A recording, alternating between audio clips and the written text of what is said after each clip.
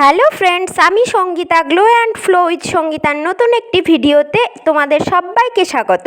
আজকে আমি যাচ্ছি দিওয়ালির শপিং করতে। তো আমি তোমাদেরকে দেখাবো যে আজকে আমি কি করছি, সারাদিন না করছি। চলো তোমরা ভিডিওটি দেখতে থাকো।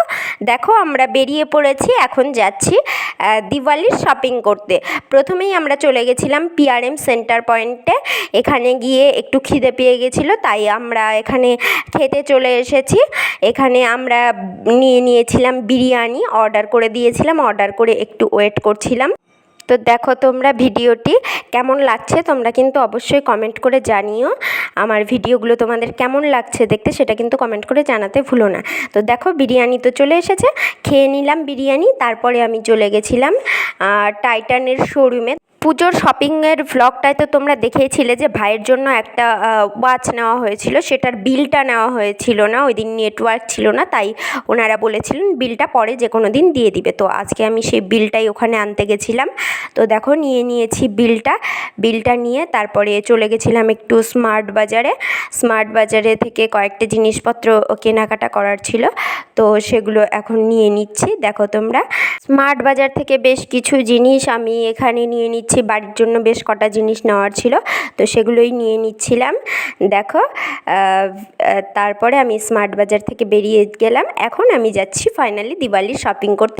আমি এখানে তো ফার্স্ট টাইম আসলাম, জানি না এর আগে এখানে মালদা বাজি বাজার বলে যেটা বসেছে, সেটা মেলার মতো, সেটা এখানে বসতো কিনা। কিন্তু দেখো, এখানে প্রায় 30 থেকে 40টি দোকান ছিল।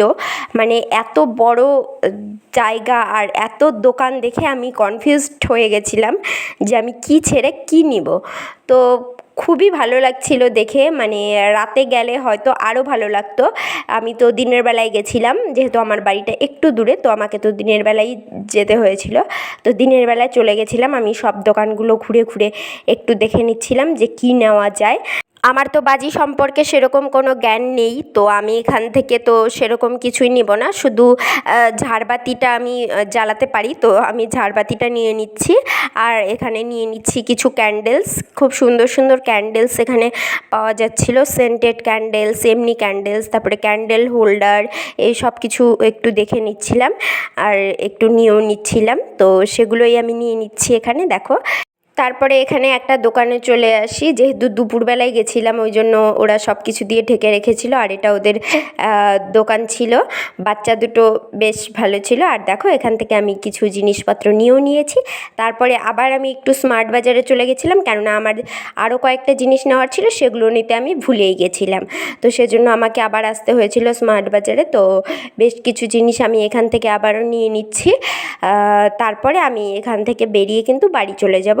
এই স্মার্ট বাজার থেকে নিয়ে নেওয়ার পরে এখানে চলে গেছিলাম আমি মার্কেট 99-এ। একটু এখানে প্রচুর সুন্দর সুন্দর কিন্তু গিফট আইটেম, এমনি ঘর সাজানোর আইটেম, এই জিনিসগুলো কিন্তু খুবই সুন্দর সুন্দর পাওয়া যায়। আমি যতবারই আসি, তো আমি তো মার্কেট 99-এ অবশ্যই ঢুকি, কিছু নিই আর না নিই আমি ঢুকি। আর জিনিসপত্র দেখতে খুবই ভালো লাগে। তারপরে আমি এখানে বেক অ্যান্ড শেকে চলে এসেছিলাম একটু। এখান থেকে নিয়ে নিয়েছিলাম একটা ব্লুবেরি পেস্ট্রি আর একটা কফি। তো সেটাই আমি এখন খেয়ে নিচ্ছি। এটাও খেতে কিন্তু খুবই ভালো ছিল। তো আজকের ব্লগটা কিন্তু এই পর্যন্তই।